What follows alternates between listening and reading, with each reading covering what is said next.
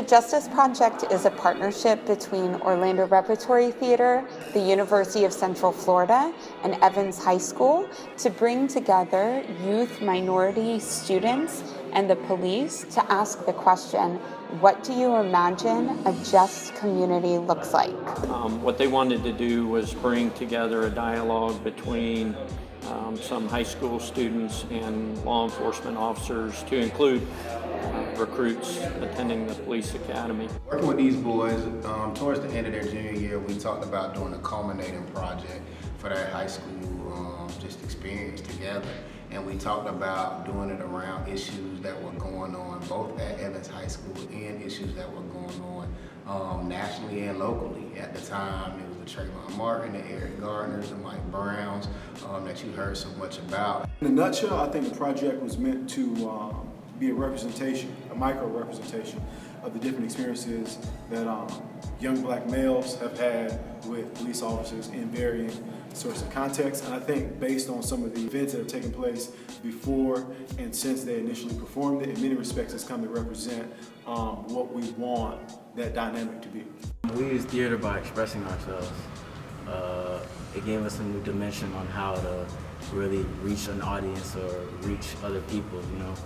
People from our community might think it's corny, but it's really an effective way to get your point across or talk to somebody or have them understand where you're coming from. It was an indication of different moments that 22 boys have seen within themselves into a small skit to portray out to other people in the world to show how we feel when it comes to police and citizen relationship. I don't think they're so closed-minded as to young black males, because you know we came in very strong.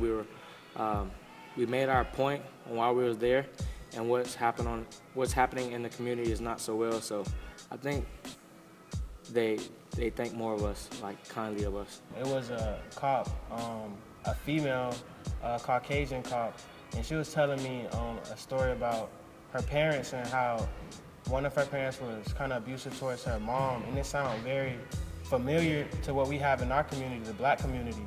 And it opened my eyes to see that, you know, we may look different and do different things and work in different professions, but what goes on at home may not be that different. So if we can see that, then we can come together. We knew we wanted to continue the work, so we worked with the American Alliance for Theater and Education, which is a national theater and education organization, and we worked to bring 4 representatives from the Justice Project and our project at Evans to Boston for a national conference. When we went to Boston, I feel like it impacted a lot of people to bring what we did back to their communities and talk about it a little bit more, and for us to get this opportunity to even expand of where we came from performing it in front of police officers to performing it on stage in front of a crowd of people, and you know, it's just gonna get bigger, hopefully. Just the inspiration on people's faces and, you know, seeing the tears is really powerful, and it just wakes people up.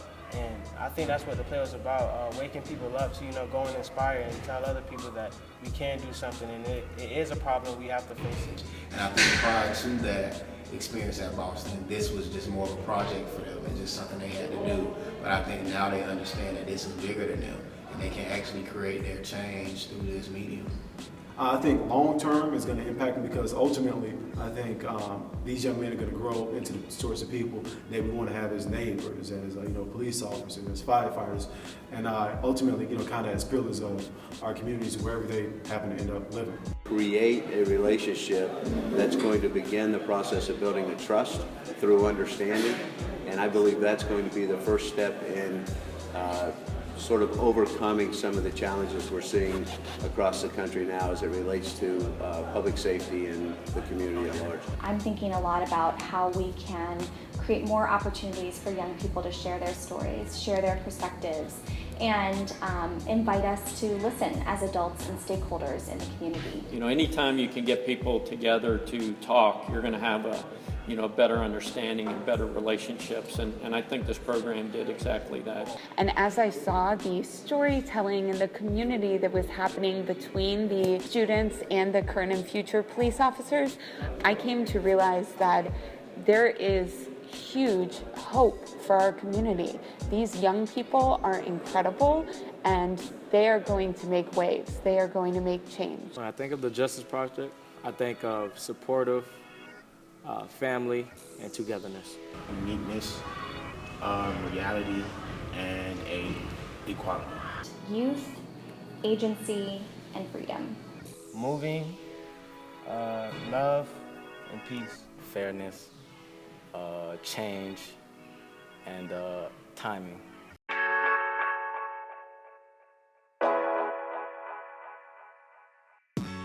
There's more than meets the eye. Educated. Well-raised. Praying for a change. Pine Hills, Orlando, Florida. 60,000 people. Bright minds that go off to college. And 90% graduation rate for class of 2016. Athletes that go on to the pro league. Kind-hearted young men who want to be successful.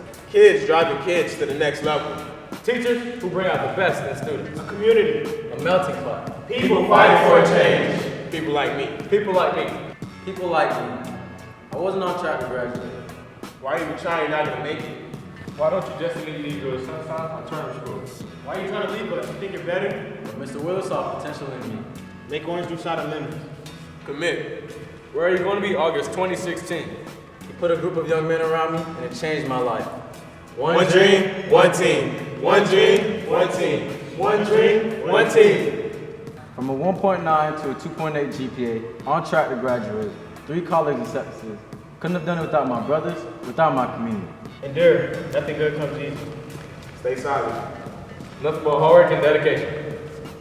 One word to define our community: united. United. United to break crime hills.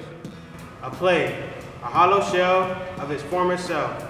A hard time on the pathway of success, where young people only known for fighting in the streets, dropping out of school, nothing but thugs or gangsters, never going anywhere.